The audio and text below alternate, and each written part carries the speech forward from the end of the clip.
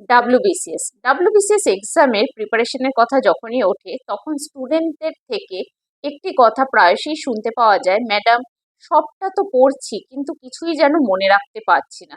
মনে রাখা সত্যিই বড় চ্যালেঞ্জিং। কিন্তু মনোবিজ্ঞানের ভাষায় আমাদের স্মৃতির বা মেমোরির তিনটি ধাপ আছে। প্রথমটি হলো এনকোডিং, অর্থাৎ তথ্যকে বোঝা। তারপরেরটি হলো স্টোরেজ, যতটা তথ্য আমরা বুঝতে পেরেছি সেটি আমাদের মাথায় ধারণ করে রাখতে পারছি কিনা। এবং শেষটি হলো রিট্রিভাল, যা বুঝলাম, যা মনের মধ্যে ধারণ করলাম সেটি যথাযথ উপায়ে পরীক্ষার খাতায় লিখে আসতে পারছি কিনা। সমস্যা হয় তখনই যখন এই তথ্যটি বোঝা হয় না, অর্থাৎ এনকোডিং যথাযথভাবে হয় না, তার ফলস্বরূপ আমাদের রিট্রিভালও হয় না। সেই সময় আমাদের মনে হয় যে আমরা মাথায় কিছুই রাখতে পারছি না, সবটাই ভুলে গেছি। অর্থাৎ তথ্যকেই আমরা যদি না বুঝতে পারি তাহলে কিভাবে তাকে আমরা খাতায় লেখার মাধ্যমে পরিবেশন করব। একটি বাস্তব উদাহরণের সাথে যদি আমরা এটিকে দেখি, ধরা যাক আমরা ইতিহাসের বিভিন্ন সালকে মনে রাখার চেষ্টা করছি, মুখস্থ করছি, কিন্তু বারবার বলছি তোর কিচ্ছু মনে থাকছে না। কেন বলো তো মনে থাকছে না?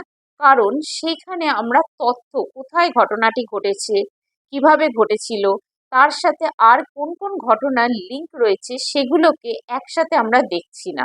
তার ফলস্বরূপ আমাদের মাথার মধ্যে সেই তথ্যের, সেই ইনফরমেশন স্টোর হচ্ছে না যথাযথ উপায়, তাই ধারণও হচ্ছে না। সেই কারণে আমরা রিট্রিভও করতে পারছি না। এর সমাধানের উপায় কি? সমাধানের উপায় হলো অ্যাক্টিভ রিকল। আমরা যখন যা পড়ছি হয় তৎক্ষণাৎ লিখি, বা সারাদিনে যা যা পড়লাম রাত্রিবেলায় কতটা আমার মনের মধ্যে ধারণ করতে পেরেছি সেটা বোঝার জন্য আমরা তখন কিছু পয়েন্টস লিখে রাখলাম। দ্বিতীয়ত হলো স্পেসড রিপিটেশন, অর্থাৎ আমরা যে সাবজেক্টটা, যে চ্যাপ্টারটা পড়ে নিয়েছি তাকে বারবার রিভাইজ করা। তার ফলস্বরূপ কি হবে? ইনফরমেশনগুলো, তথ্যগুলো আমাদের মনের মধ্যে গেঁথে থাকবে। 3 নম্বর হলো ম্যাপিং করা বা মাইন্ড ম্যাপিং যাকে বলা হয়।